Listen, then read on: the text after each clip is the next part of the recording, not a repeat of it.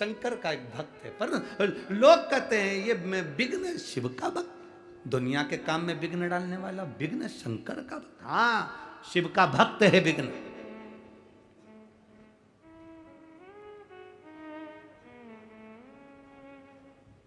शंकर भगवान का भक्त है विघ्न। तो क्या विघ्न तो ऐसा है कि लोगों के काम में विघ्न डाल देता है, लोगों का काम बिगाड़ देता है, उसको विघ्न कहते हैं? हाँ, वो ही विघ्न, वो शंकर भगवान का भक्त है। इसीलिए तो शिव महापुराण की कथा कहती है, शंकर जी को एक लोटा जल चढ़ाकर जाना, तुम्हारे बेटे की शादी नहीं हो रही हो, बेटी की शादी नहीं हो रही हो, दुकान नहीं डल रही हो, कोई काम दिक्कत आ रही हो, शंकर भगवान को एक लोटा जल चढ़ा कर जाना, विघ्न आ ही नहीं सकता, क्योंकि वो शिव का भक्त है।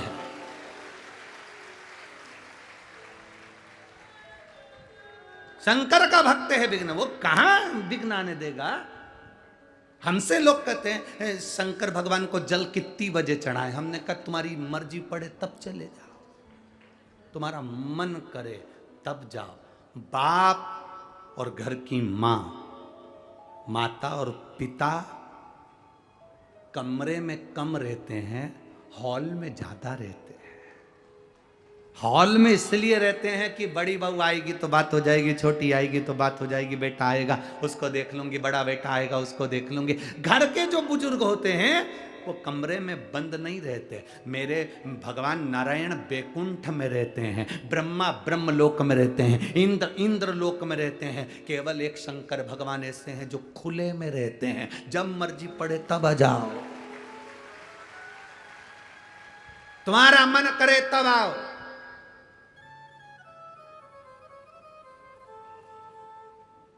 शिव का दरवाजा और शमशान का दरवाजा कभी बंद नहीं होता। क्यों? काल कब आएगा ये किसको मालूम है। जब काल आएगा तो लोग शंकर को याद करेंगे। इसलिए ये तो अब शंकर जी के मंदिर में दरवाजे होने लगे, नहीं तो शिव जी के मंदिर में कपाट नहीं होते थे। शंकर जी के मंदिर में कपाट नहीं है, कपट नहीं है और झंझट नहीं है।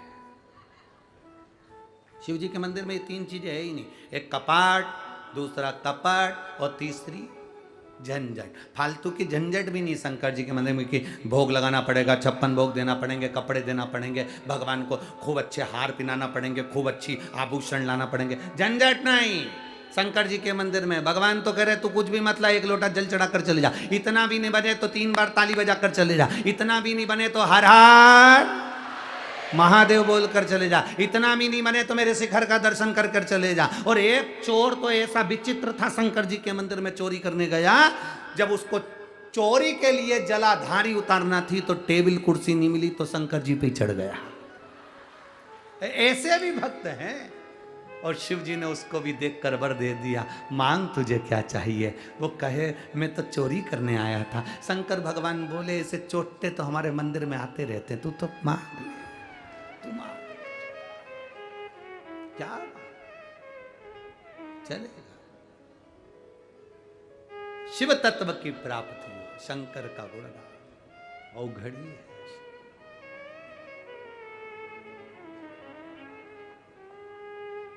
और मेरे बाबा तेरा सहारा, मेरी नैया का तू किनारा, मेरी नैया का तू किनारा। शिव तत्व को जानना है।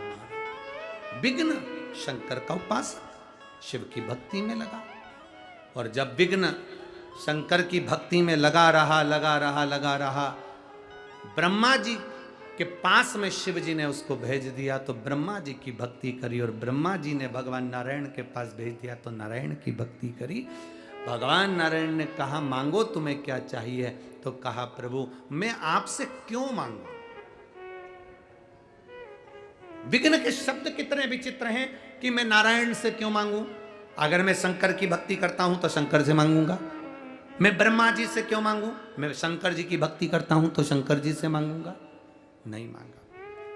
आखिरी में देवाधिदेव महादेव के पास में आ गए और महादेव से आकर प्रार्थना में लग गए। तो शिव जी ने तुरंत उसी समय अपने पुत्र गणेश से कहा, गणेश जरा विघ्न से पूछ कर आओ कि विघ्न को चाहिए क्या। भेजो।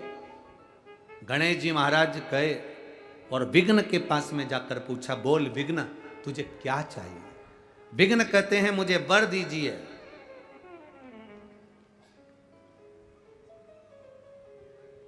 मुझे वर प्रदान करो। गणेश जी ने पूछा, कौन सा वर। अब पिताजी ने बोला था कि जो मांगे देख कर आना, वर मांग ले। तो विघ्न कहता है मुझे वर दीजिए, मैं दूसरे के काम में विघ्न डालूं, मेरे काम में कोई विघ्न ना डाले। अब विघ्न ने वर क्या मांगा, मैं दूसरे के काम में विघ्न डालूं पर मेरे काम में कोई विघ्न ना डाले। अब गणेश जी उनने तो पिताजी ने कहा था कि जो विघ्न मांगे दे देना, जा जरा मिलकर। और उन्होंने कह दिया तथास्तु, तू दूसरे के काम में विघ्न डाल पर तेरे काम में कोई विघ्न ना डाले। इसमें के विघ्न वाले बहुत सारे लोग हैं, अपने काम में कोई विघ्न ना डाले, दूसरे के काम में तुम खूब डालो। ऐसे लोग आज भी हैं।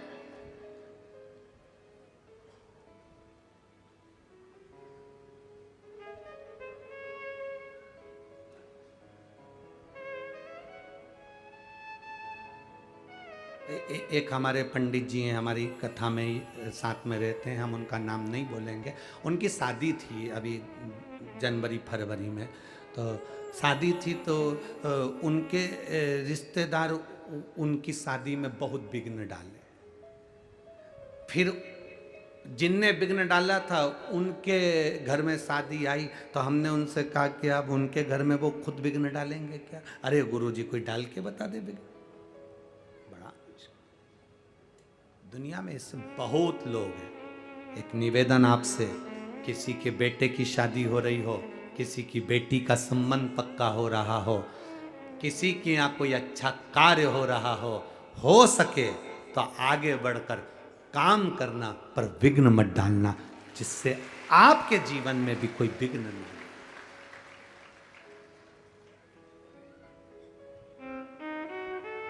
कुछ अच्छा करिए अपनी जिंदगी में। वो फिर भजन की लाइन स्मरण आ जाए, भला किसी का कर ना सको तो बुरा किसी का मत करना, और फूल नहीं बन सकते तो मत। अच्छा बन सके तो अच्छा करिए, किसी का कभी बुरा मत करो। प्रयास करो कि अपनी जिंदगी में हम किसी का अच्छा कर सकें। बहुत कठिन है, बहुत कठिन, फिर भी करने का प्रयास करना। एक बात आज आपसे कहना चाहेंगे, दूसरों के जैसा बनने का प्रयास मत करो, अपने आप को इतना क्वालिटीवान बनाओ कि दूसरे आपके जैसा बनने का प्रयास करें।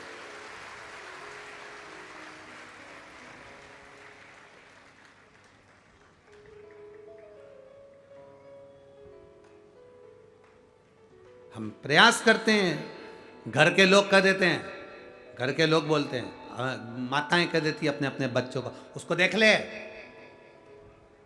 तेरे दोस्त को देख, तेरे दोस्त को। अब बेटा मन में सोचे कि मेरे दोस्त को अगर देख के मैंने घर में उसके जैसा काम चालू कर दिया ना माँ, तो तू रोना चालू कर दे। और क्या करे, दोस्त को देख, दोस्त को।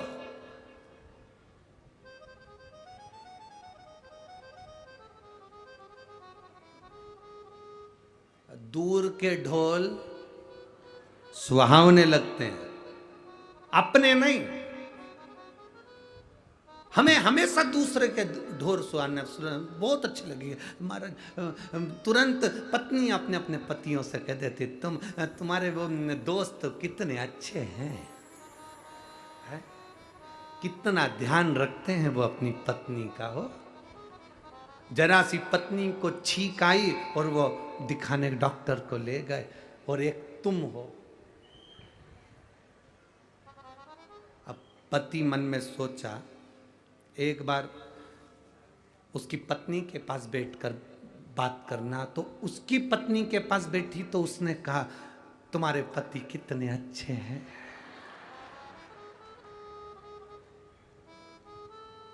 हमें लग रहा है कि वो ठीक है, अपने आप में संतुष्टि कहां है हमको। हम जो साड़ी पहने हैं बहुत अच्छी है, हम जो कपड़े पहने बहुत अच्छे हैं, मेरे घर में जो रह रहे हैं सब अच्छे हैं, मेरी सास अच्छी, ससुर अच्छा, भाई अच्छा, बंधु अच्छा, सखा अच्छा, पत्नी अच्छी, पति अच्छे, बच्चे अच्छे, सब अच्छे। जिस नौकरी को मैं कर रहा हूं वो नौकरी भी मेरी अच्छी है।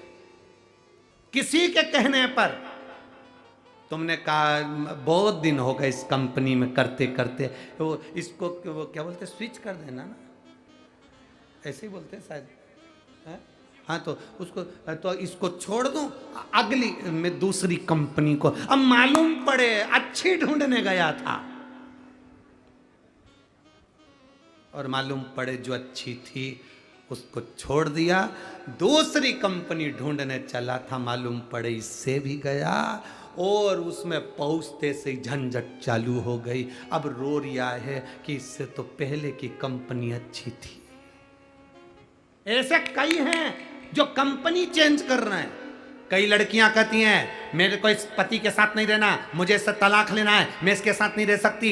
घर के लोगों को समझाना चाहिए, अभी तू 1 साल भी नहीं हुआ, 6 महीने 8 महीने तूने वापरा क्या उसको जो तू अपशब्द कर रही है, ताने दे रही है। घर के लोगों को चाहिए कि समझाओ, बेटी को भी और बेटे को भी। बेटे को समझाओ क्यों नहीं रहना चाहता अपनी पत्नी के साथ, समझाओ उसको, पर नहीं मैं इसके साथ नहीं रह सकती क्योंकि उसकी सहेलियों ने, उसके दोस्तों ने कह दिया इससे अच्छी मिल जाएगी, छोड़ कर तलाक। और तलाक देने वालों ने भी कह दिया अच्छी मिलेगी, कर लो तलाक लो, और उसने तलाक लिया। मालूम पड़े अब की बार तो जगदम्बा मिली थी, आने वाले समय में चंद्र घंटा मिल गई।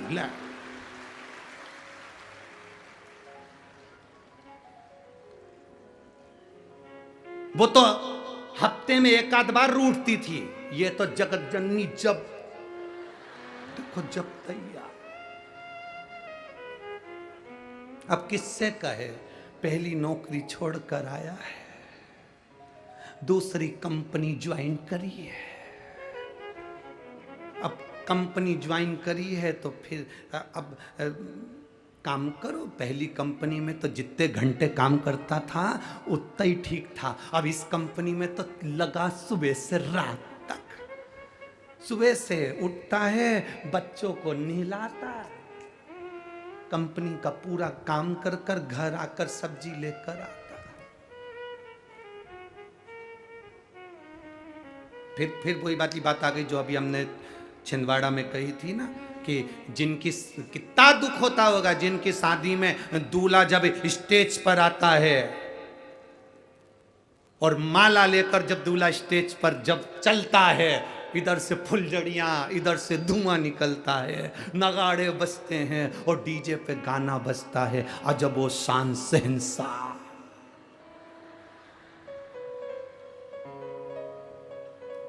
यही गाना बजता है ना, कैसा बजता है वो, अजीबो शान शहंशाह। नगाड़े बज रहे हैं, आतिशबाजी हो रही है, धुआं निकल रहा है, फुलझड़ियां जल रही है और दूल्हा फेटा बांध के अपने दोस्तों के साथ आ रहा है और डीजे पे गाना बज रहा है, अजबो शान शहंशाह। और मालूम पड़े 6 महीने के बाद वही शान शहंशाह टाबिल लपेट के बाल्टी भर रहा है। कितना दिल दुखता होगा, दिल के अरमा आंसुओं में बह गए।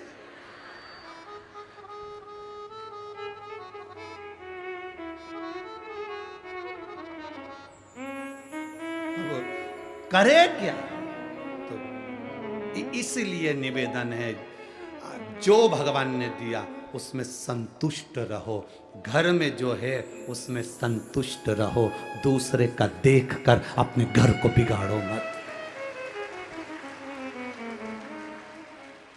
दूसरे का घर देखकर अपना घर मत बिगाड़ना कि उनके घर में ये पर्दा है, उनके घर में ये सामान है, वो घर में ऐसे हैं, वो वैसे हैं। जरा दूर के ढोल सुहावने नजर आते हैं, हर एक को लगता है वो अच्छे हैं, वो सुखी हैं। एक बार जरा जाकर पूछो, जो 50,000 रुपए के डनलप के गद्दे पर सोते हैं, उनको भी नींद की गोली खाकर सोना पड़ता है।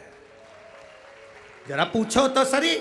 इससे तो साधारण गरीब व्यक्ति को लग रहा है कि 50,000 का गद्दा, एसी का रूम, डनलप के गद्दे पर सोचो, नींद नहीं आ रही है, गोली खाना पड़ रही है, और तुम्हें लग रहा है मैं तो पड़ा हूं, तो नींद तो आ रही है ना। जहां पड़ा, जैसा पड़ा, नींद तो आ रही है ना। कई कई माताएं तो कथा में कुर्सी पे बैठी बैठी सोई जाए,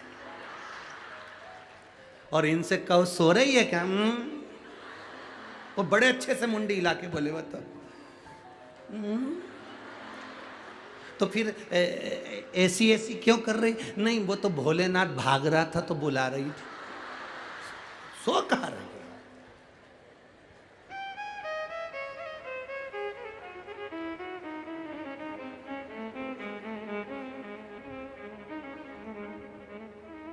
अपने स्थान पर बैठकर भगवान देवाधिदेव महादेव से आज कथा का विराम दिवस है। दिल से बाबा से प्रार्थना करिए, भगवान देवाधिदेव महादेव आपके हृदय की बात को श्रवण करे, भाव के साथ में जहां जगह मिले वहां बैठकर भाव से बोलिए। जो कार्यकर्ता भी खड़े हुए हैं वो भी भगवान देवाधिदेव महादेव से भाव से प्रार्थना करें, दिल से जहां जगह मिले वहां बैठकर भाव से बाबा को बोलिए।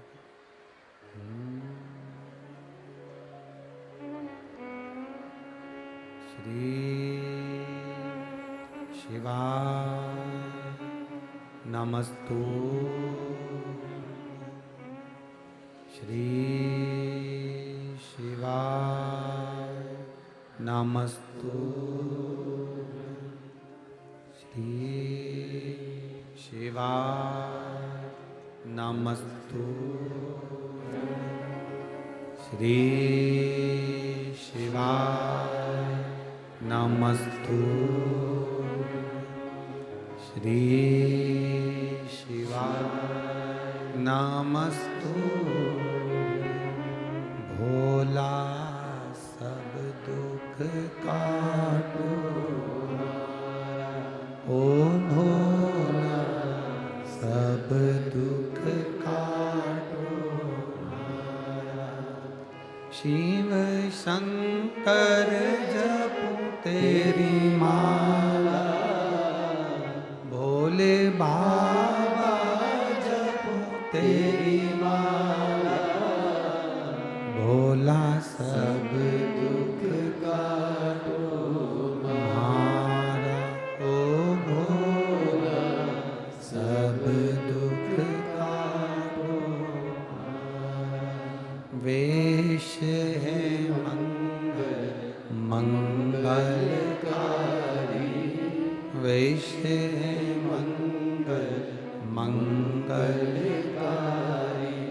शमशान वासी हमारा, शमशान वासी हमारा। ओ भोला सब दुख काटो हमारा, ओ भोला सब दुख काटो हमारा। भगवान शिव की कथा कहती है, विघ्न ने गणेश जी से वर पा लिया। अब वर पाने के बाद तो इतना प्रबल हो गया कि वो हर एक के कार्य में विघ्न डालने लगा। जब सबके कार्य में वो विघ्न देने लगा तो भगवान देवाधिदेव महादेव के पास में सूचना गई। भगवान ब्रह्मा जी ने और भगवान विष्णु ने जाकर भगवान देवाधिदेव महादेव से स्तुति करी कि आपका परम प्रिय शिष्य विघ्न गणेश जी से वर पाकर सब दूर विघ्न डाल रहा है। तो भगवान शंकर जी ने कहा, एक काम करो ना कि देवता उसके कार्य में विघ्न डालो। ना ना ना, उसने वर मांग लिया कि मैं सबके यहाँ विघ्न डालूं पर कोई मेरे यहाँ विघ्न नहीं डाल। ऐसे दुनिया में बहुत लोग होते हैं जो अपने भीतर की बुराई नहीं देखते।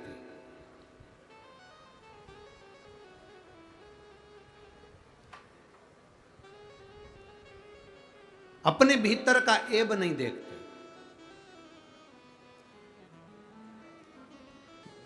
दूसरे का देख रहे। शिव पुराण कहती है एक उंगली अगर हमने किसी पर उठाई है तो ये 3 उंगली हमारी ओर जाती है कि तुम अपने अंदर झांक कर देखो कि तुम कैसे हो। उसमें एक गलती है तो तुम में 3 गलतियां भरी पड़ी। हम अपने अंदर की गलतियों को नहीं देखते। वो कहते हैं ना, एक व्यक्ति जा रहा था, गुलाब के फूल को देखकर बोल दिया कि गुलाब कितना सुंदर है, पर कांटे नहीं होते तो कितना अच्छा होता। कोयल को देखकर बोला कोयल कितना सुंदर बोलती है, पर काली नहीं होती तो कितना अच्छा होता। समुद्र के जल को देखकर बोला कि समुद्र का जल कितना सुंदर है, पर खारा नहीं होता तो कितना अच्छा होता। समुद्र का जल, कोयल और गुलाब का फूल तीनों ने मिलकर कहा, रे मनुष्य, तुझ में दूसरे की बुराई देखने की आदत नहीं होती तो तू कितना अच्छा होता। तू खुद दूसरे की बुराई देखने में लगा हुआ है, दूसरे की निंदा करने में लगा हुआ है, अपने भीतर का ऐब नहीं देख पा रहा, अपने भीतर की बुराई नहीं देख पा रहा, अपने भीतर की निंदा हम नहीं देख पा रहे। हम दूसरे का ऐब देख रहे हैं। भगवान शिव जी ने गणेश जी को बुलाया। तूने विघ्न को क्या वर दे दिया? प्रभु आप ही ने तो कहा था कि देकर आ जाना, दिया है।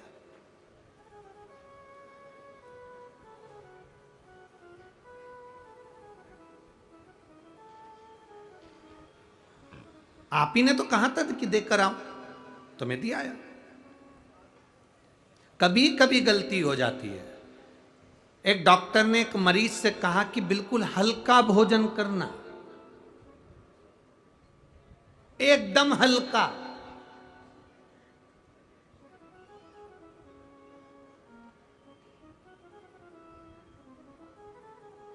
अब उसने सोचा है सबसे हल्का भोजन क्या हो सकता है, सबसे हल्का भोजन क्या हो सकता है। तो विचार में पड़ा।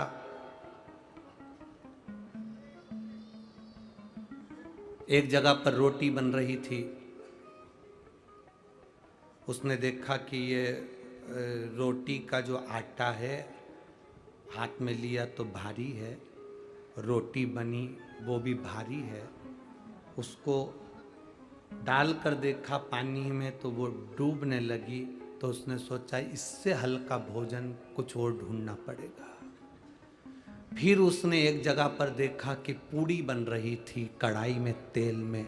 तो पूड़ी जैसे ही नीचे गई, तेल में ऊपर तल के आ गई। तो उसने सोचा इससे हल्का कुछ नहीं हो सकता। इससे हल्का क्या, जो तेल से बाहर निकल जाए, एकदम हल्की बन के ऊपर तैरती रहे। डॉक्टर ने कहा था हल्का भोजन करना, उसने इतना हल्का करा है, इतना। शिव कथा कह रही है भाई। गणेश जी से कहा था कि तुम वर देकर जाना, अरे समझ कर तो वर देना था।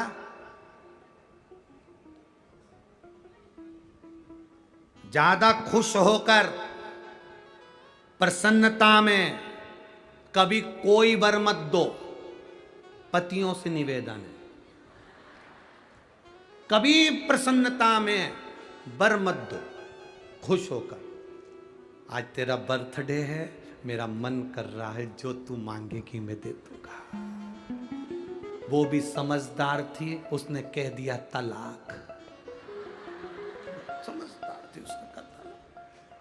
कभी खुश होकर मत बोलो कि आज मैं बड़ा खुश हूं, तू जो मांगेगी मैं दे दूंगा, तू जो मांगे मैं दे दूंगा। ना ना, बड़ी प्रसन्नता में दशरथ जी ने वर दे दिया था कैकेयी को, और राम जी को 14 वर्ष बन जाना पड़ा।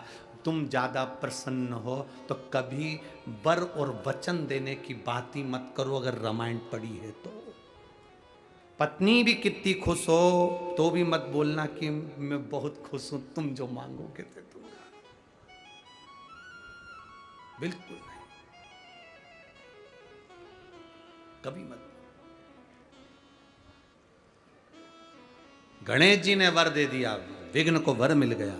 शंकर जी ने कहा तुम साधो इसको, गणेश जी कहने लगे अब चिंता मत करो, आपने कह दिया ना मैं साधू, अब मैं साध लूंगा। भगवान गणेश जी विघ्न के पास पहुंच गए। गणेश जी इतने चतुर थे कि विघ्न जहां विघ्न डालने के लिए जाता था, गणेश जी उस विघ्न को अपने पास बुला लेते थे और खुद तो मोदक खाते थे, उसको इतना खिला देते थे कि विघ्न पलंग पर सोता रहता था, विघ्न जाने डालने के लिए जा ही नहीं पाता, पड़ा रहता। अब सबके घर के काम सुलझने लगे। एक दिन विघ्न ने गणेश जी से पूछा कि मैं दुनिया के लोगों के काम बिगाड़ता हूं और तुम मेरे बिगाड़ रहे हो, ये अच्छी बात है। गणेश जी ने कहा वचन मैंने दिया था और तूने मुझे वचन में फंसा लिया, इसलिए अगर तू चाहता है कि तेरे कार्य में विघ्न ना आए तो तू मेरी शरणागति ग्रहण कर ले। विघ्न ने गणेश जी के चरण पकड़ लिया, आज के बाद कभी विघ्न नहीं डालूंगा, ये निश्चित है, पर मेरी एक शर्त है गणेश जी। गणेश जी ने पूछा क्या शर्त? आपको मुझे अपने साथ में रखना पड़ेगा, तुम्हारे नाम के साथ मेरा नाम जोड़ना पड़ेगा। भगवान गणेश जी ने कहा अगर दुनिया का भला हो रहा है तो तेरा नाम मेरे साथ जोड़ने में जाता क्या? तो भगवान गणेश जी ने अपना नाम रख लिया विघ्नेश्वर, विनायक, विघ्नहर्ता। गणेश जी ने जैसे विघ्नहर्ता अपना नाम रखा, विघ्न ने कह दिया प्रभु मैं वचन देता हूं मेरे नाम के साथ जो आपका नाम लेगा, आपके नाम के साथ मेरा नाम लेगा, उसकी जिंदगी में कभी कोई विघ्न ही नहीं आएगा। वो विघ्न विनायक,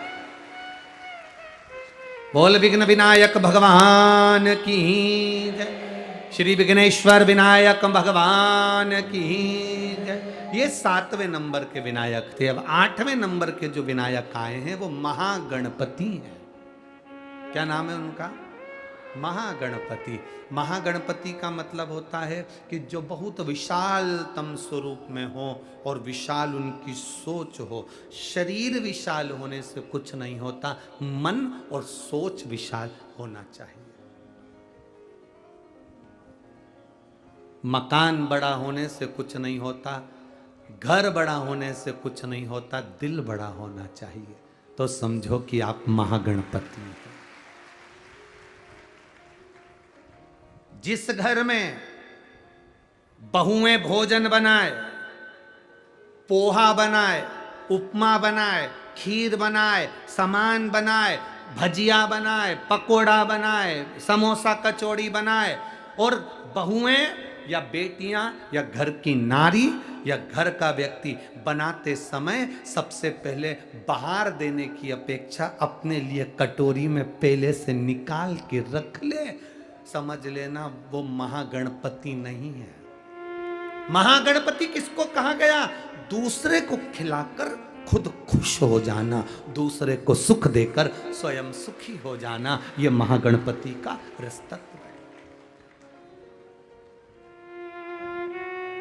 कईयों की आदत रहती है घर में कुछ भी सामान पहले बना, पहले अपने लिए निकाल के रख लिया, बाद में फिर बाहर, क्योंकि खत्म हो गया तो टेंशन तो इनको रहता ही है कि खत्म हो गया तो। और कई कई ऐसे होते हैं जिनको विश्वास है मैंने अगर इतनी खीर बनाई है, मैंने इतना सीरा बनाया है, मैंने इतना उपमा बनाया है, उसको अपने अन्नपूर्णा पर भरोसा है, उसे अपने शंकर पर भरोसा है, तो वो बचाता नहीं, उसको मालूम है बचेगा, अपने आप बचेगा, उसमें बचाने की जरूरत नहीं, बच जाएगा, अपने आप बचेगा।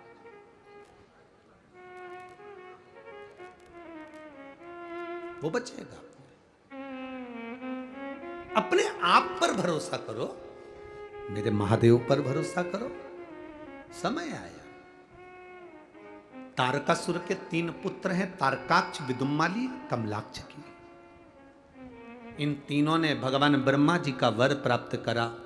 भगवान ब्रह्मा ने कहा मांगो तुम्हें क्या चाहिए, तो इन्होंने कहा हमारे पिता तारकासुर चले गए, हमको वर दो। क्या वर चाहिए? 3 पुरियों का निर्माण करें,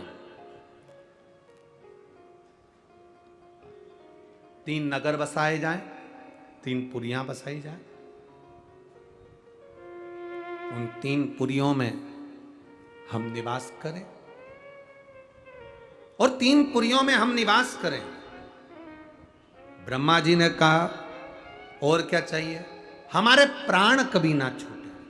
भगवान ब्रह्मा जी ने कहा ये तो हो नहीं सकता कि तुम मरोगे नहीं, मृत्यु अटल सत्य है। रोटी खाओ तो भी मरोगे, नी खाओ तो भी मरोगे, बादाम खाओ तो भी मरोगे, नी खाओ तो भी, पिज्जा खाओ तो भी मरोगे, नी खाओ तो भी मरोगे, कथा सुनो तो भी मरोगे, नी सुनो तो। कोई महाराज तुमसे कह दे कि कथा सुन लो तुम मरोगे नहीं, तो हमको भी मिलवा देना, इसमें क्या दिक्कत। कथा सुनोगे तो मरोगे और नहीं सुनोगे तो मरोगे। तो किसी ने सुन लिया कि कथा सुनने पर भी मरना है, तो आते से बोला हम काहे को सुने, जब मरना ही है तो हमारा निवेदन केवल इतना है, कथा सुनकर मरना और नी सुनकर मरना, उसमें अंतर इतना है, बिल्ली अपने बच्चे को मुख से पकड़कर साथ घर लेकर जाती है, उसका बच्चा मरता नहीं है। बिल्ली अपने मुख से चूहे को पकड़ती है तो चूहा बचता नहीं है। कथा सुनकर मरोगे तो काल के ग्रास में ना आकर नरक नहीं भोगना पड़ेगा, संसार सागर में फिर जन्म नहीं लेना पड़ेगा। और अगर कथा नहीं सुने तो फिर जन्म फिर मरण। कथा सुनकर अगर मर गए तो मुक्ति है, मोक्ष है, बार बार जन्म नहीं होता, बार बार जन्म नहीं। सुनो, मृत्यु तो सत्य है, मरना सबको है, सबको मालूम है। जितने यहां कथा सुन रहे हैं, जितने टीवी पर कथा सुन रहे हैं, जितने मोबाइल पर कथा सुन रहे हैं, जितने पंडाल में कथा सुन रहे हैं, और जितने जहां जहां तक आवाज जा रही है, सबको मालूम है कि मरना तो है। तो फिर करना क्या है, मरना तो सबको है, तो फिर करें क्या, तो बस एक काम करो, मरना तो है तो एक काम करो, जो तुमने जोड़ के रखा है उसको अपने ऊपर खर्च भी करते चलो और अपनी जिंदगी को सुखमय जियो।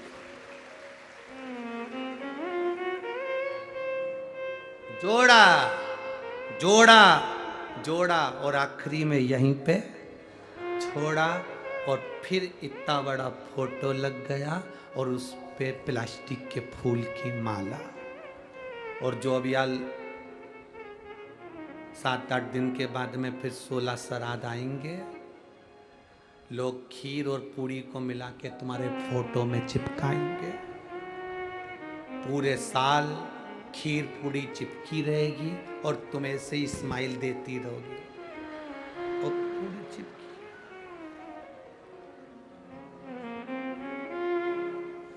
इसलिए एआई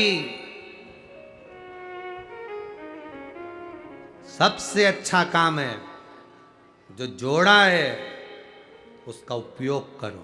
हम तुमसे नहीं कहेंगे कि ये सब दान कर दो, बिल्कुल मत करो, अपने ऊपर खर्च तो करो,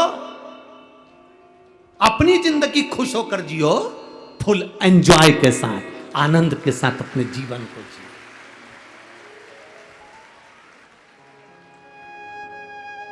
पेट भरने की जवाबदारी उस परमात्मा की है, पेटी भरने की जवाबदारी उस परमात्मा की नहीं है। पेटी तुमने भरी है तो उसका उपयोग करो, अच्छे से उपयोग करो। हम खा ही नहीं रहे, अच्छे से रह ही नहीं रहे। जब देखो जब रोने की जिंदगी जीते रहते हैं, बड़ी दुखी हूँ, बड़ी दुखी हूँ। भगवान भी कहेगा काय को दुखी है, मेरे पास तो कुछ है ही नहीं, बहुत गरीब हूँ। भोलेनाथ बोले काय की गरीब है, एक एक किडनी दी है, 5-5 लाख की बेचिया। काय की गरीब, जब देखो जब एक रोना गरीब है, गरीब है। काय का गरीब, मेरे भोलेनाथ जिसको जन्म देते हैं उसको करोड़पति बनाकर पैदा करते हैं। ये तुम में क्वालिटी होना चाहिए, तुम क्या अपने आप को निखार सको। अपने आप को निखारो। तुम्हारे कमरे में तुम कचरे का डब्बा नहीं रखते, तुम्हारे कमरे में तुम अटाला सामान नहीं रखते, तुम्हारे कमरे में फालतू की चीज नहीं रखते, तुम्हारे कमरे में तुम कबाड़ा नहीं रखते, तो ये भोलेनाथ अपनी पृथ्वी पर भी अटाले को नहीं रखते। तुम कीमत वाले हो इसलिए रखा है। तुम अपनी कीमत को तो पहचानो, तुम अपनी वैल्यू को तो पहचानो कि तुम कितने कीमती हो, कितने कीमत वाले हो तुम। कभी मत कहना कि मैं गरीब हूं। अब तो हमेशा कहना मेरे बराबर दुनिया में कोई सेठ नहीं होगा। दिन भर अगर बोलोगे कि मेरे बराबर कोई सेठ नहीं होगा तो भगवान भी मुंह से निकली हुई सरस्वती को सत्य करेगा और सेठ बनाकर छोड़ेगा। हमने पहले भी कहा, कोई जल्दी बनता है, कोई लेट बनता है, कोई जल्दी बनता है, कोई लेट बनता है। भोलेनाथ को जल चढ़ाने वाला एक दिन सेठ जरूर बनता है, निश्चित है। आप किसके भरोसे? बोल बम का नारा है, बनेगा वो। आप अंबर पितांबर, बहुत सारा पितांबर भी एकत्रित कर कर अगर परमात्मा को दे दो और तुम सोचो कि परमात्मा मिल जाए तो नहीं मिल सकता, क्योंकि मन शुद्ध नहीं, हृदय शुद्ध नहीं।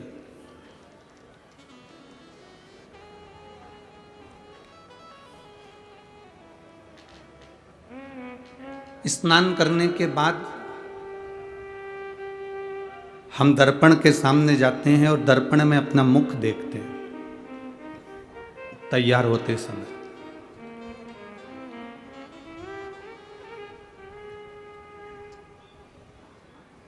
रोज स्नान करते हैं और रोज दर्पण में मुख देखते हैं।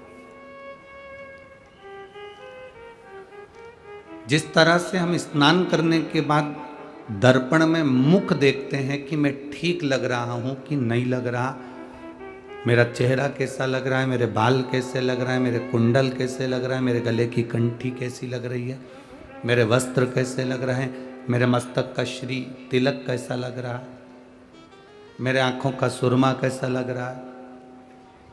रोज स्नान करने के बाद हम रोज दर्पण देखते हैं कि उसमें हम लग कैसे रहे। उसी तरह जैसे स्नान करने के बाद दर्पण देखते हो कि कैसे लग रहे हो, जब भी कोई कर्म करो, काम करो, उस कर्म को करने के बाद अपने मन के दर्पण को जरूर देखो कि मैंने ठीक करा कि नहीं, मैंने श्रेष्ठ कर्म करा कि नहीं करा, मैंने किसी का दिल तो नहीं दुखाया, मैंने किसी को तकलीफ तो नहीं दी, किसी को कष्ट तो नहीं दिया, हमारे द्वारा किसी को कोई दुख तो नहीं हुआ। कई लोग कहते हैं हम बड़े दुखी हैं गुरुजी। हम कहते हैं दुख से कब तक भागोगे? संसार में ऐसा कोई बता दो जिसको तकलीफ नहीं हो, जिसको दुख नहीं हो। भगवान राम भी अगर इस मृत्यु लोक पर पधारे हैं, इस पृथ्वी पर अगर मेरे राम जी का अवतार भी हुआ है तो उनको भी दुख सहना पड़ा। तो आप और हम तो क्या है? भगवान कृष्ण भी इस पृथ्वी पर आए तो उनको भी दुख सहना पड़ा। संत तुकाराम जी हो, संत एकनाथ जी हो, मीराबाई हो, कर्माबाई हो, मुक्ताबाई हो, संसार में अगर जन्म लिया है तो कष्ट तो आता है। दुनिया के लोगों में और संत में एक बड़ा अंतर है। दुनिया के लोग दुख से भागते हैं और संत दुख से भागते नहीं, दुख से जागते हैं, और जो जागता है फिर वो नाम कमा कर बैठ जाता है। हम दुख से भागेंगे तो दुख हमारा पीछा छोड़ने वाला नहीं है। वो तो आज है तो कल भी, और कल है तो परसों भी। हम भागने की अपेक्षा संतों जैसा काम क्यों ना करें कि हम थोड़ा सा जागने का प्रयास करें। और जब हम जागने का प्रयास करेंगे तो ये निश्चित है कि हम दुख से अगर जाग गए कि हमारी तकलीफ को हमने देख लिया कि मुझे सहना है और सहकर भगवान का भजन करना है और जाग गए, तो फिर ये दुख हमको तकलीफ नहीं देता, फिर हम उस दुख पर भी भारी पड़ जाते हैं और दुख दूर भागने लगता है। यहाँ इतने सारे बैठे हो आप सभी लोग और बहुत सारे भक्त लोग टीवी पर आस्था चैनल पर कथा देख रहे हैं, कोई फेसबुक यूट्यूब पर कथा सुन रहा है। कितना डराया था कोरोना के इंजेक्शन ने, कोरोना की वैक्सीन ने। बोलो सही है कि गलत है? वैक्सीन लगवा लो तो चक्कर आता है, वैक्सीन लगवा लो तो 3 4 8 दिन तक लगवाओगे तो वो होगा। पर जो वैक्सीन लगवाकर आ गए, जिनने वैक्सीन एक बार लगवा ली, जिनने इंजेक्शन लगवा लिया, जिनने इंजेक्शन को लगवाया, वैक्सीन को लगवाया, अब लगवाने के बाद कोई तुमसे पूछता है कि साहब तुमने वैक्सीन लगवाई थी, इंजेक्शन लगवाया था, कोई तकलीफ हुई क्या? तो तुम क्या कहते? अरे हो कहीं तकलीफ हो, अब इतना थोड़ा बहुत तो सब चलता रहता। पर तकलीफ, कोई ऐसी तकलीफ नहीं हुई कि हमको ये हाथ दुख गया, कि हाथ ही 8 दिन तक नहीं उठा, या हमको ये तकलीफ आई। क्योंकि तुम उस दुख से निकल चुके हो, तुमने वो वैक्सीन लगवा ली है, तुमने वो इंजेक्शन लगवा लिया, अब तुम्हें डर नहीं लग रहा। अब तो कोई तुमसे कह दे कि ये कोरोना की 4th डोज है या 3rd डोज है, ये लेना पड़ेगा, तो तुम कह देते हो हमारा नंबर लगाओ, हम लेकर आते हैं। उसमें क्या दिक्कत है? जो दुख को सहन करना चालू कर देता है, जो दुख को सह जाता है, वही दुनिया में नाम कमाकर आगे बढ़ जाता है। जो दुख ही नहीं सह पाया, तकलीफ ही नहीं सह पाया, तो आगे कैसे बढ़ा? राम वन गए तो राम बन गए। अगर राम वन नहीं जाते तो राम कभी राम नहीं बन पाते। राम जी का वन जाना राम जी के बनने का मूल है। राम वन गए तो राम बन गए। अगर राम बन ना जाते तो राम कभी राम नहीं बन पाते। उनके बनने का कारण केवल इतना सा है कि उन्होंने संत साधु सन्यासी तपस्वी और ठोकरों को सहते सहते सहते सहते दुख सहते सहते 14 वर्ष निकाल दिए। और 14 वर्ष निकालकर उनसे पूछा जाए कि तुमने इस वन में रहने पर तुम्हें सुख क्या मिला, तो राम जी कहते हैं जो सुख राज सिंहासन पर नहीं, वो सुख मैं जब संतों के दरवाजे पर, साधुओं के दरवाजे पर, ऋषियों के दरवाजे पर गया तो वो सुख मुझे प्राप्त हुआ,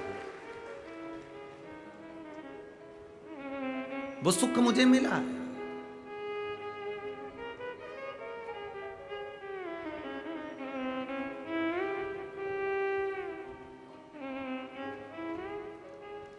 जो दुनिया में कहीं सुख नहीं, वो सुख परमात्मा के चरणों में।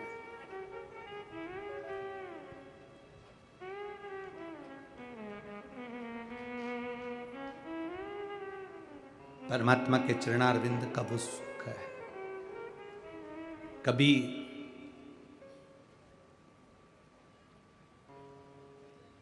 एकांत में बैठकर शिव जी के मंत्र जाप को, ओम नमः शिवाय हो, चाहे नमः शिवाय हो, चाहे श्री शिवाय नमस्तुभ्यम हो, चाहे राम नाम हो, चाहे हरि विठ्ठल हो, चाहे कृष्ण नाम हो, चाहे तुम जो नाम जपते हो, हम तुम पर कभी दबाव नहीं दिए कि तुम्हें यह नाम जपना पड़ेगा, तुम्हारी मर्जी। जब तुलसीदास जी ने रामचरितमानस में नहीं लिखा कि तुम ये नाम जपो, तुलसीदास जी ने रामचरितमानस में लिखा कि कलयुग में तुम राम नाम जपना, ये तुलसीदास जी ने नहीं लिखा। तुलसीदास जी ने लिखा कलयुग केवल नाम आधार और सुमर सुमर नर उतर ही पारा। कलयुग केवल नाम धारा। तुलसीदास जी ने यह नहीं लिखा कि कलयुग केवल राम धारा, उन्होंने लिखा नाम धारा। नाम धारा का मतलब है तुम जो जपोगे, तुम जो भजोगे, तुम्हारी मर्जी। तुम राम जपो, कृष्ण जपो, शिव जपो, दत्त जपो, पांडुरंगा जपो, हरि विठ्ठल जपो, तुकाराम जपो, तुम्हारी मर्जी पड़े। तुम जो जपोगे, बस तुम जो जप रहे हो, वो जपने पर तुम पार उतर जाओगे। तुलसीदास जी ने लिखा कलयुग से पार उतरने का साधन है कलयुग केवल नाम अधारा। उन्होंने राम भी नहीं लिखा कि राम अधारा, उन्होंने लिखा नाम अधारा। तुम्हारी मर्जी पड़े तुम उसको भजना और भजकर पार उतर जाना। ये तुम्हारे ऊपर निर्भर करता है कि तुम्हें जपना क्या है।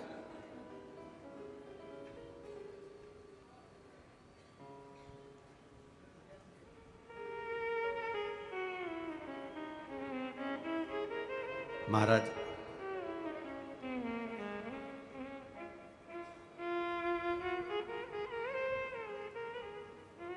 बेटा पढ़ाई करना चाहता है इंजीनियर की, उसकी इच्छा है मैं इंजीनियर बनूं और मैं पढ़ सकता हूं, मैं अध्ययन कर सकता हूं, और घर में मम्मी और पापा कह रहे हैं, उसकी आई कह रही है, उसके बाबू कह रहे हैं, उसके पिताजी कह रहे हैं, नहीं तुझे तो डॉक्टर बनना है और सीए बनना है। अब बेटा क्या बनना चाहता है? बोलो बोलो जम के। इंजीनियर। और पिताजी क्या कर रहे हैं? डॉक्टर बन या सीए बन। मां कह रही है या तो डॉक्टर बन या सीए बन।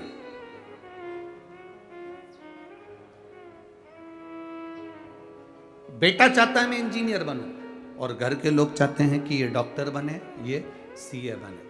अब तुम उसको डॉक्टर बनाने में लग जाओ, सीए बनाने में लग जाओ, उसकी रुचि नहीं है तो वो डॉक्टर और सीए नहीं बन सकता, क्योंकि उसकी रुचि इंजीनियर बनने में है। उसी तरह आपकी रुचि अगर राम में है तो आप राम भज लो, आपकी रुचि शंकर में है शंकर भज लो, आपकी रुचि दत्त में है दत्त भज लो, आपकी रुचि हरि विठ्ठल में है तो विठ्ठल भज लो। उससे होगा क्या? अगर वो इंजीनियर की पढ़ाई अच्छे दिल से कर लेगा तो एक अच्छी पद पर जाकर बैठ जाएगा। अगर आप जिसका भजन कर रहे हो उसको दिल से कर लिया तो उसी में राम, उसी में शंकर, उसी में कृष्ण, सबका दर्शन हो जाएगा। आप जपो तो,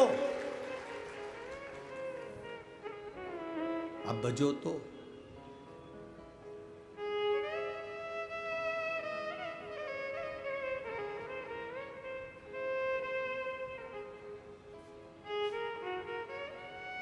अपन स्वयं, हम स्वयं अगर मंदिर तक नहीं जा सकते, हम कई बुजुर्ग माताओं से कहते हैं, माताएं कहती हैं गुरुजी आप हमें मंदिर जाने का कहते हो, परंतु बात इतनी सी है गुरुदेव कि हम मंदिर जाने का विचार तो कर लेते हैं, हम मंदिर जाने के लिए तैयार भी हो जाते हैं, पर गुरुदेव बात इतनी सी है कि शरीर से चला नहीं जाता तो, और मंदिर भी दूर पड़ता है, तो हम करें तो करें क्या?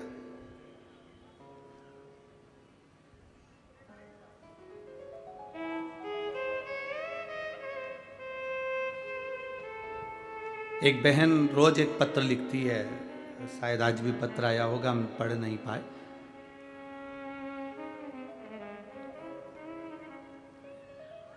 वो उस पत्र में लिखती है कि गुरुजी हम जिस गांव में रहते हैं उस गांव में हम शंकर जी के मंदिर जाते हैं, उस गांव में हम शिव जी के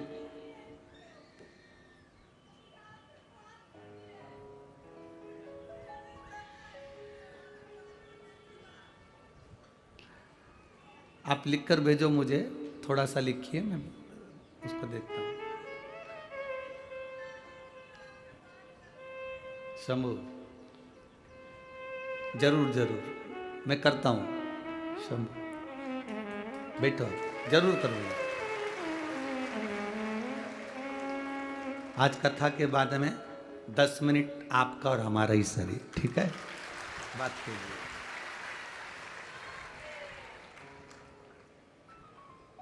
एक माँ ने लिखा कि गुरुदेव हम जिस गांव में रहते हैं वो गांव के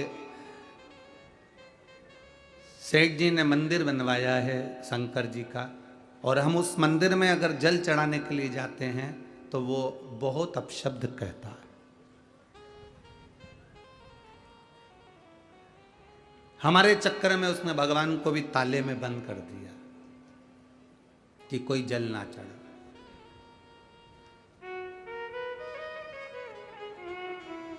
अब हम मंदिर में जल चढ़ाने कैसे जाएं?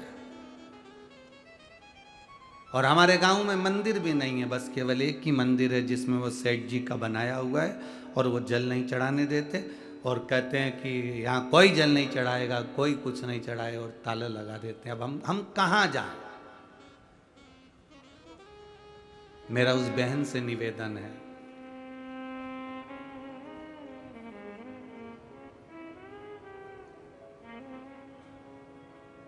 डाकघर एक होता है, बोलो सही है? उस डाकघर के जो डब्बे होते हैं लाल कलर के, इतने बड़े बड़े, वो जगह जगह टंगे होते हैं। चिट्ठी उसमें डाल दो।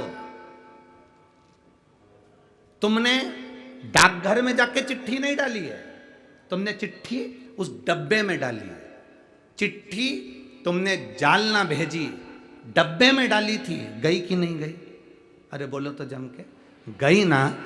थोड़ा पहुंचने में समय लगा। डाकघर डायरेक्ट जाते, चिट्ठी देते तो जल्दी पहुंच जाती, पर तुमने वो डब्बे में डाली तो थोड़ा पहुंचने में समय लगा। अगर डाकघर बंद है तो निवेदन है, बेलपत्री का पेड़ वो डब्बा है जिसमें जल चढ़ाने से महादेव तक पहुंच जाता है। डाकघर अगर बंद है, तुम डाकघर नहीं जा सकते, डाकघर में ताला लगा हुआ है, और चिट्ठी तुमको जालना तक पहुंचाना है। अगर तुम्हें तुम्हारे जल को महादेव तक पहुंचाना है तो तुम चाहे पीपल का वृक्ष हो, चाहे बड़ का वृक्ष हो, चाहे बेलपत्री का वृक्ष हो, चाहे जो वृक्ष हो, उसमें तुम उस परमात्मा को याद करो और दिल से कहो मेरा शंभु, मेरा शंकर। पीपल के नीचे जल चढ़ाना तो कहना पिपलेश्वर महादेव, बड़ के नीचे जल चढ़ाना तो बटकेश्वर महादेव, बेलपत्री के नीचे जल चढ़ाना तो हर हर महादेव। तुम जहां जल चढ़ाओगे मेरा शंकर उसको स्वीकार कर लेगा, भले तुम डाकघर जाओ मत जाओ। अगर कोई मंदिर में ताला लगा रहा है, यह तो सोचने वाले को सोचना चाहिए कि मंदिर खाली पड़े हुए थे, जिन मंदिर में कोई नहीं जाता था, आज कम से कम ये सनातनी जाकर मंदिर तक तो जा रहे हैं। ये तो उनको सोचना चाहिए जो मंदिर में ताले लगा रहे हैं, जो मना करते हैं कि पानी मत चढ़ाओ, जल मत चढ़ाओ, ये मत चढ़ाओ, वो मत चढ़ाओ। ये उनको सोचना चाहिए कि कम से कम सनातनी जागा है, मंदिर तक तो आ रहा है, और तुम उसमें भी क्लेश करो। तो मेरा निवेदन है, तुम्हारे घर के पास में तुम जहां, और मेरी बुजुर्ग माताओं से निवेदन है, नहीं जा सकती तो तेरे घर में जो गमला हो, उस गमले में भी थोड़ी सी मिट्टी को ऊंची करना और उसको जल चढ़ा देना और वापिस पानी में हो गया मेरा शंकर का गुणगान। अगर मंदिर में तुम्हें जाने से मना ना करे तो तुम मंदिर जाओ, देवालय जाओ, शिवालय जाओ, और अगर मना कर दे तो फिर अपना भगवान की भक्ति जहां बैठकर करोगे वो स्वीकार करेगा। स्वीकार।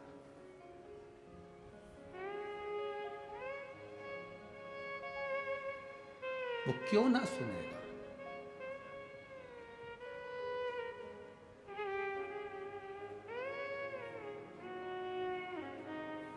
चीटी मंदिर जाती है, झिंगुर,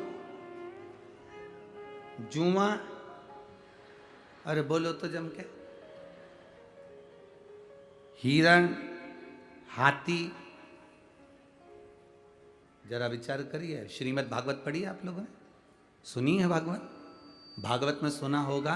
तो भागवत में हाथी के पांव को मगर पकड़ लिया, गज के पांव को ग्रह ने पकड़ लिया, और हाथी सबको बुलाया, कोई नहीं आया। आखिरी में हाथी ने भगवान को बुलाया और भगवान आए, सुदर्शन छोड़ा, ग्रह का शीश कटा, मगर का शीश कट गया, हाथी का पांव छूट गया। हाथी डिप्रेशन में पड़ गया, हाथी का पांव छूटा और हाथी टेंशन में आ गया।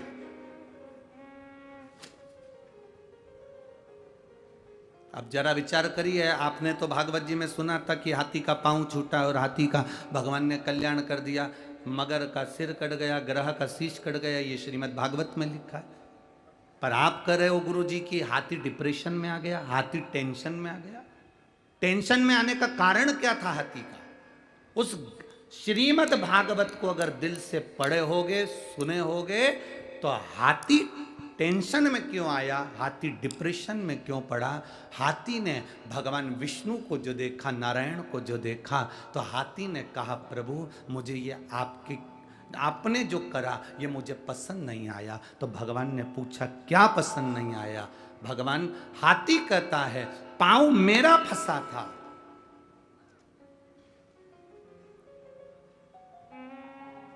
पांव मेरा फंसा था, पकड़ा पांव मेरा था, आपको कल्याण मेरा करना था और आपने सुदर्शन उठाकर मगर का सिर काट दिया। सबसे पहले कल्याण मेरा होना था और सबसे पहले कल्याण मगर का कर दिया। पहले कल्याण मेरा होना था और आपने कल्याण मगर का कर दिया, उसको परम पद दे दिया और मैं हाथी पड़ा हूं। भगवान नारायण ने कहा रे हाथी, तू मुझे भज रहा था, तू मेरा भजन कर रहा था और वो मगर तेरे पांव को पकड़ा था। भजन करने वाले का जो पांव पकड़ता है सबसे पहले वो तरता है।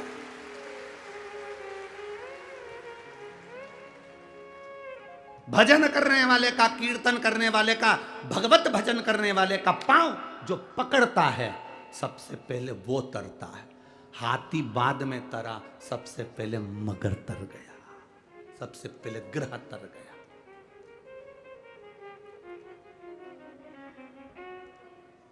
ये तो बाद में तरा है, हाथी तो बाद में गया परम धाम पर, पहले मगर गया, पहले ग्रह गया, क्योंकि उसने चरण हाथी का पकड़ा था और वो हाथी जो भगवान को पुकार रहा था। आपसे भी निवेदन है, जो भगवान की भक्ति में डूबा हुआ हो, भजन में डूबा हुआ हो, मंत्र जाप में डूबा हुआ हो, नाम जाप में डूबा हुआ हो, नाम स्मरण में डूबा हुआ हो, उसके चरण आप अगर पकड़ कर रखे हो तो निश्चित है सबसे पहले कल्याण आपका होगा, फिर कीर्तन वाले का, फिर भजन वाले का। पकड़ लो हाथ गिरधारी, नहीं तो डूब जाएंगे। हमारा कुछ ना बिगड़ेगा, तेरी शान जाए। जब हम कल यहां से जा रहे थे तो कोई यहाँ पर कह रहा था गुरुजी आपने सुबह 8 बजे से कथा रख दी, पुणे के लोग तो 9, साढ़े 9, 10 बजे तक जागते हैं और फिर ऑफिस जाने की तैयारी करते हैं, बच्चों को स्कूल भेजने की तैयारी करते हैं। कल कथा में कोई नहीं आएगा। अब जरा अंदाजा लगा कर देखिए, पूरे 7 दिन के रिकॉर्ड तुमने आज तोड़ दिए हैं।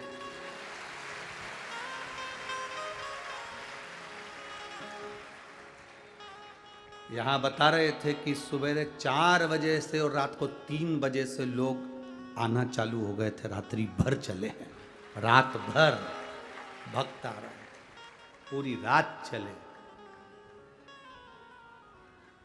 अब पूछा एक बार रामकृष्ण परमहंस जी से, वृंदावन में रामकृष्ण, भारत की भूमि के पहले संत थे रामकृष्ण परमहंस, भारत की भूमि के पहले संत थे रामकृष्ण परमहंस, जो मथुरा के रेलवे स्टेशन पर उतरे थे तो पांव के बल नहीं उतरे थे, अपने सिर के बल उतरे थे, सिर के बल। रामकृष्ण परमहंस। स्वामी विवेकानंद जी ने पूछ लिया था रामकृष्ण परमहंस जी से कि मथुरा के रेलवे स्टेशन पर आप पांव से नहीं उतर रहे हो, सबसे पहले आप ट्रेन से अपने सिर को बाहर निकालकर जमीन पर रख रहे हो, सिर के बल उतर रहे हो, ऐसा क्यों? तो रामकृष्ण परमहंस जी ने कहा था, जिस ब्रज की रज में मेरे भगवान ने अपना चरण रखा, उस ब्रज की रज में सबसे पहले मैं अपना सिर रखना चाहता हूं, सिर रखा। वृंदावन के लोगों को मालूम पड़ा कि रामकृष्ण परमहंस जी आए हैं तो ब्रज के लोग इकट्ठे होकर आ गए। रामकृष्ण परमहंस जी से पूछा कि एक बात बताओ। रामकृष्ण परमहंस जी से कहा, संतदेव गुरुदेव एक बात बताओ, भगवान कृष्ण की बंसी में ऐसा क्या था कि गोपियां आधी रात को दौड़ कर आ जाती थी। भगवान कृष्ण की बंसी में ऐसा क्या था कि गोपियां आधी रात को भाग कर आ जाती थी। भगवान कृष्ण की बंसी में ऐसा क्या था कि गोपियां सुध भूल कर आ जाती थी। ऐसा बंसी में था क्या? ऐसा बंसी में था क्या जो गोपियां सुध भूल कर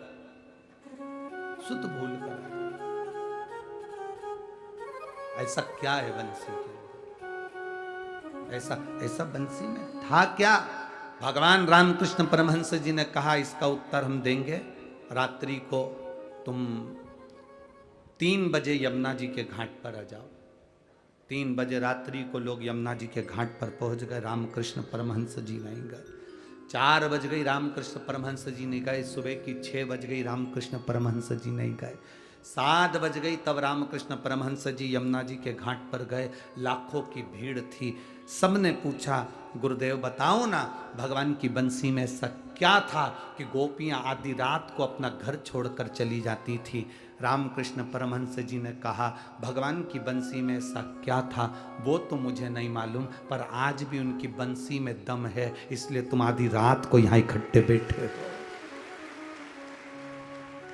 आधी रात को तुम इतने सारे आए हो, आज भी उनकी बंसी में कुछ तो होगा, कुछ तो सुख होगा। अर्थात शिव महापुराण की कथा में कुछ तो होगा। जो लोग रात्रि को 2 बजे, 3 बजे, 4 बजे, 5 बजे, 6 बजे, कोई समय नहीं देख रहा, चले भगवत भजन की ओर, कुछ तो होगा। और वो क्या है शिव भगवान की इस कथा में, क्या है शिव महापुराण की इस कथा में, वो तो वही जानता है। पर ये निश्चित है, खाली न जाता कोई दर से तुम्हारे, खाली न जाता कोई दर से तुम्हारे, मैं भी खड़ा हूँ नंदी बाहें पसारे, अपने हृदय से लगा लो,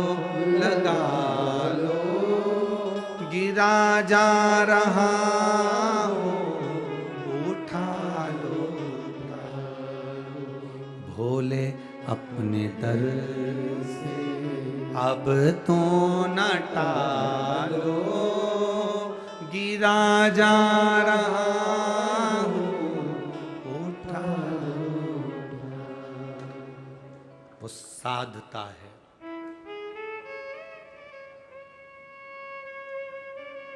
आज कथा का विराम दिवस है। मेहमान जाते हैं, मेहमान 10-15 दिन तक रहते हैं, तब तक अपने घर के बच्चों को 500 रुपये नहीं देते हैं।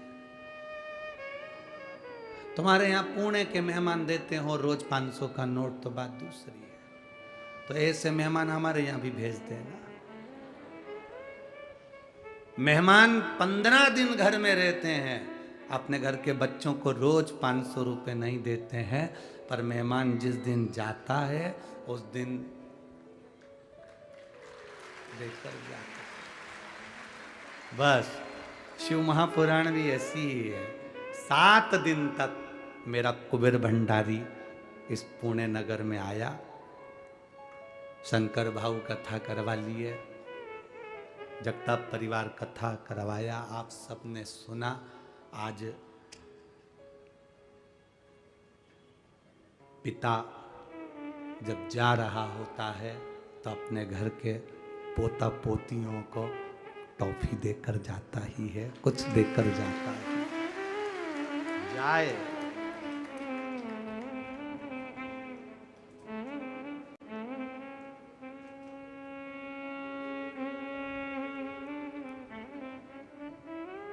विदाई का दिन रहता है 7वां दिन, पर खुशी का दिन भी होता है 7वां दिन, क्योंकि 500 रुपये मिलते हैं।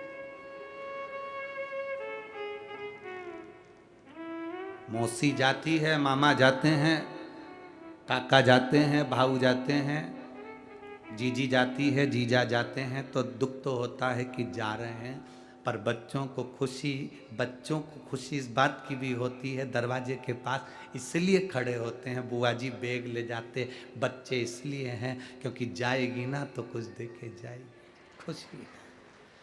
जाने का दुख भी है, प्रसन्नता भी है।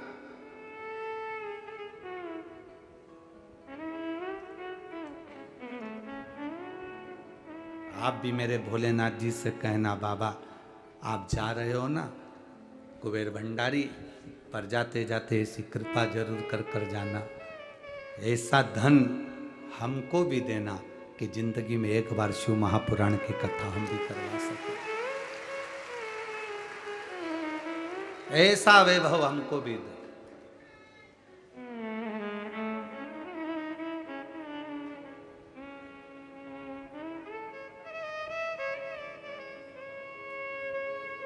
यहाँ से जा रहे थे तो वो चौराया आता है, वो चौराहे पे लोग फूल फेंक के मार रहे थे ऐसे। अब आज के ज़माने में लोग फूल तो फेंकते नहीं, बस केवल निशाना साधते हैं। तो वो पीछे से कोई चिल्ला रहा था, महाराज जी हर साल आया करो। तो हमने उनसे काम, गणेश जी नहीं है, हर साल आया करो।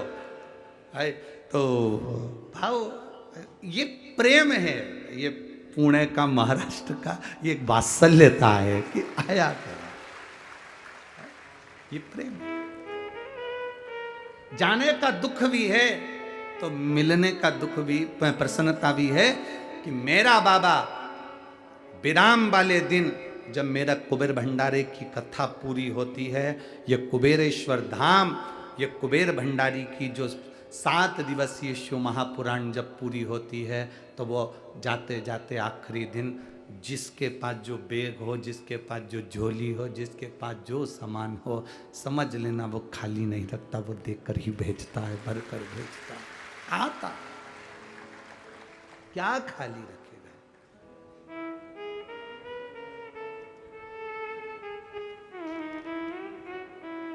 मेरे बाबा दया करना, मैं तेरे भरोसे, भोले बाबा दया करना, मैं तेरे भरोसे, मैं तेरे भरोसे हूँ, मैं तेरे भरोसे हूँ, मेरे बाबा दया करना, मैं तेरे भरोसे हूँ। हम बाबा के भरोसे पर रहे, हम किसके सहारे जी।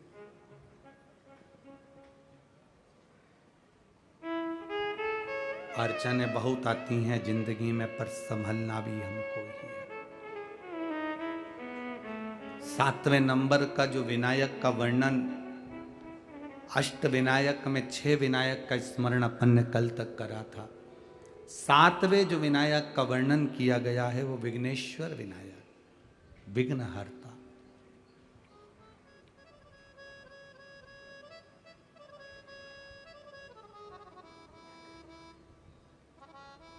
पशुपति व्रत करने से, जल चढ़ाने से, शिव महापुराण की कथा सुनने से आपकी जिंदगी में अगर थोड़ा सा भी लाभ मिला है तो एक बार शिव महापुराण की कथा में पहुंचकर बाबा को धन्यवाद जरूर दिया करो कि बाबा तूने खूब दिया, तूने कमी नहीं रखी, तेरी कृपा से मिला।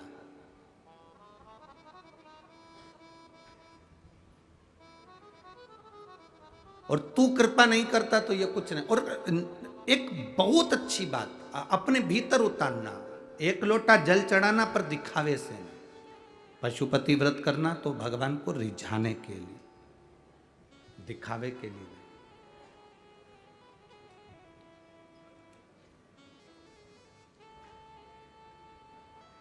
हम बहुत सारी भ्रांतियों में पड़ जाते हैं। आजकल के ज़माने में लोग शिव पुराण को यहाँ से सुन तो लेते हैं, पर सबने अपने अपने नियम अलग अलग बनाकर पशुपति व्रत को बताना चालू कर दिया। पर पशुपति व्रत का जो नियम है,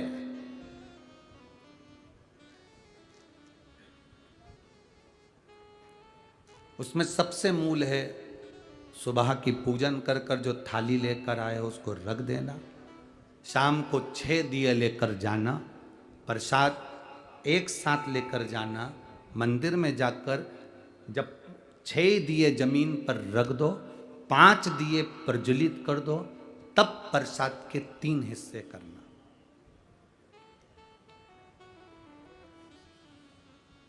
दो हिस्से प्रसाद के मंदिर में छोड़ना, एक दिया जिसको तुमने जलाया नहीं है, प्रज्वलित नहीं किया, उसको उठाकर थाली में रख लेना और प्रसाद का एक हिस्सा रख लेना। बाबा को विनती कर कर पूजन अर्चना कर कर शाम को जब पूजन कर कर घर आओ, घर के अंदर जब प्रवेश करो तो अपना सीधे हाथ पर दिया बाहर बैठ कर बैठना, आराम से, ऐसे नहीं बैठना कि अपन कहीं हल्के से बैठ जाए। घर की ओर मुख करो, दरवाजे के सीधे हाथ की ओर बैठो, घर की ओर मुख करो और दिया प्रज्वलित करो। विनती करो, बाबा आज मेरा पहला पशुपति व्रत है, तो स्वीकार करना। मंदिर में भी कहो और घर में भी कहो। जलाते समय घर में अंदर प्रवेश कर कर जब भोजन ग्रहण करो, भोजन के पहले जो मीठे का प्रसाद का एक हिस्सा लेकर आए हो वो पूरा पाइए, उसमें से किसी को नहीं दीजिए। कढ़ाई में अगर प्रसाद बनाया है, भगोनी में प्रसाद तैयार करा है, सीरा बनाया है, मीठी थुली बनाई है या खीर बनाई है, या आपने जो भी बनाया है, मीठा भात बनाया हो, जो भी तुमने प्रसाद के लिए बनाया हो, बस निवेदन इतना है कि कढ़ाई में उतना ही बनाना जितना तुम्हें मंदिर ले जाना। कढ़ाई में छूटना नहीं चाहिए। छूट गया तो प्रसाद के फिर 2 हिस्से वहीं पर होगा, क्योंकि एक हिस्सा तो तुम मंदिर ले गए और एक हिस्सा कढ़ाई में पड़ा की पड़ा रह गया, तो फिर वो पशुपति व्रत स्वीकार नहीं होगा। बनाना उतना ही जितना पूरा की पूरा मंदिर चलेगा। फिर मंदिर में 3 हिस्सों पर, कढ़ाई में 3 हिस्से नहीं।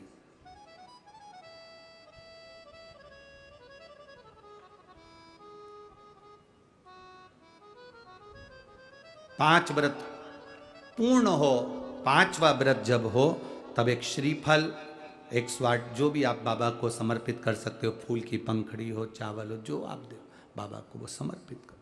श्रीफल भेंट बाबा को चढ़ाकर विनती करो, आज मेरा व्रत पूरा हो रहा है, तो कृपा करना मेरे बाबा, पशुपतिनाथ बाबा, ऐसी कृपा करना कि तू मेरी झोली जो मांगा है वो देना। थोड़ा रुकना। फिर अगर कार्य तुमने दिल से करा है, अगर व्रत, बाबा स्वीकारेगा। दिल से करा है, स्वीकारेगा।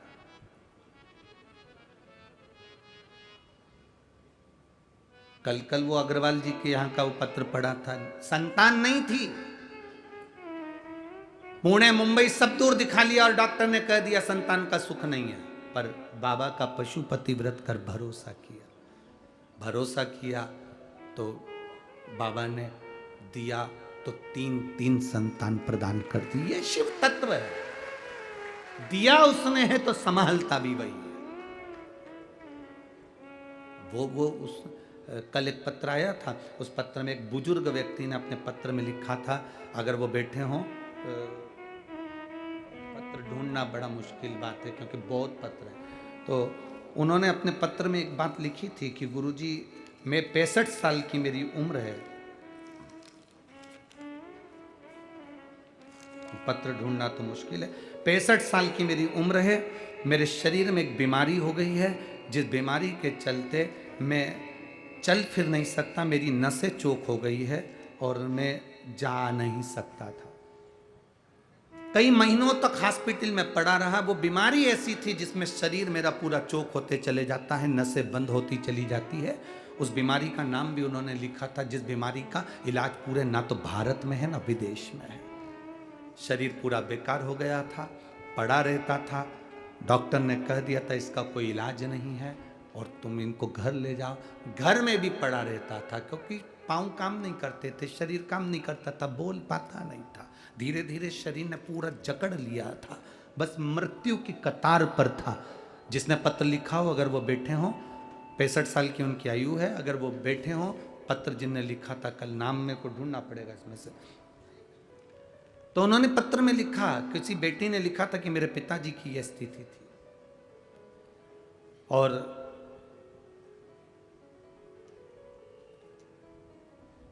एक लोटा जल शिव जी को चढ़ाना प्रारंभ कर और बेलपत्री मेरे पिताजी ने खाना प्रारंभ करी। आज पूरे गांव में, आप ही ने लिखा था, हाथ उठाकर दोनों हाथ हिला दो एक बार। हाँ जी, वो नाम तो हम नहीं ढूंढ पाएंगे, आपको साधुवाद, कम से कम आपने खड़े होकर अपना भाव का एक बार हाथ हिला दीजिए। श्री शिवाय नमस्तुभ्यं। अब ठीक है, वो चलते हैं बढ़िया जी, बाबा की कृपा। बैठिए। शिव तत्व इसी को कहते हैं। डॉक्टरों ने भी जवाब दे दिया, बैठो बहन बैठो, डॉक्टरों ने भी जवाब दे दिया था, और कहीं इलाज नहीं, तब वो बेलपत्री आखिरी सार तत्व है शंकर पर चढ़ा हुआ जल और बेलपत्र। और उसमें उन्होंने एक बात बहुत अच्छी लिखी गुरुजी, जो फुलेरा दूज आती है, जो शिवरात्रि के बाद में आती है, उस फुलेरा दूज का धतूरा बड़ा काम का आता है। मेरे पिता की वो नसें जो डॉक्टर मना कर दिया था, आज मेरे पिताजी पूरे गांव में घूमते हैं, और उनका पांव भी चला, हाथ भी चला, और मुख की वाणी भी वापिस है, मुख की वाणी भी वापिस है। ये शिव तत्व, ये उघड़ी है।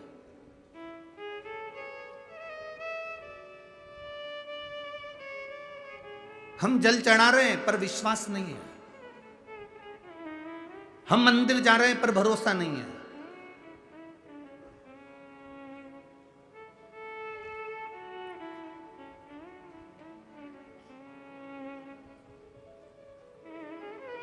हमारा विश्वास दृढ़ ही नहीं हो पाता।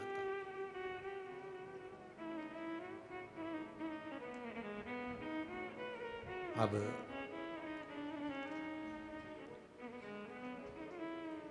जिस समय आपका भरोसा दृढ़ हो जाए, विश्वास पक्का हो जाए, समझ लो अब शिव को मिलने में देरी नहीं है, शंकर तुम्हारे करीब में आ ही जाएगा। मंदिर शिवालय पत्थर मानकर मत जाना। हमारे सीहोर में कुबेरेश्वर धाम पर तो अभी शिवलिंग की स्थापना भी नहीं हुई है, वहां कोई मूर्ति की स्थापना नहीं, केवल कंकर और शंकर है। जिस स्थान पर बैठकर हमने भी कंकर शंकर की पूजन करी, वो स्थान वहां नियुक्त है। आप पूछेंगे कि हमें कंकर शंकर की पूजन कहाँ करना है, तो वहाँ पर आपको जो गार्ड लगे हैं वो बता देंगे कि वहाँ चले जाओ, 1 नंबर गेट के पास में, वहाँ बैठकर आप शिव जी की पूजन करो, कंकर शंकर पूजन करो।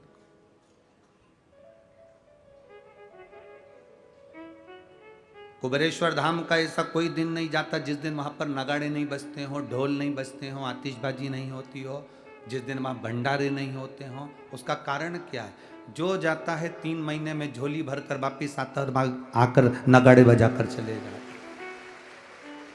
आता है भंडारे कर कर चला जाता। क्या देगा वो? ये उसके ऊपर आधारित है। हम तो शंकर भाई जगताप जी को, विजय भाऊ को, अश्वनी ताई को, इस जगताप परिवार को कहेंगे, ये शिव महापुराण की कथा ना जाने कौन सा भाग्य जगताप परिवार का जागा होगा जो ये कथा यहां आ गई। और इसका पूरा श्रेय ये लक्ष्मण भाऊ को जाता है।